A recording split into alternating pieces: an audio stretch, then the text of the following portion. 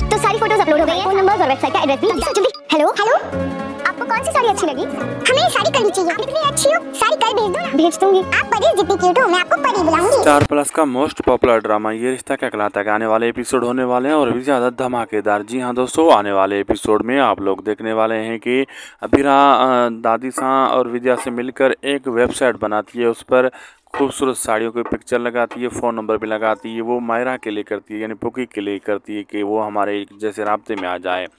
वो राब्ते में आ जाती है, फ़ोन करती है तो अबीरा को कहती है ये सारी की सारी मुझे अभी चाहिए, साड़ी कल तक चाहिए। अबीरा परेशान हो जाती है, कल तक चाहिए? वो कहती है हाँ, आप इतनी क्यूट हो, मुझे कल तक चाहिए और आपको मैं परी बुलाऊंगी। अबीरा को बोलती है मायरा। अबीरा इसी बहाने मायरा से मिलना चाहती है, यानी पुकी से मिलना चाहती है।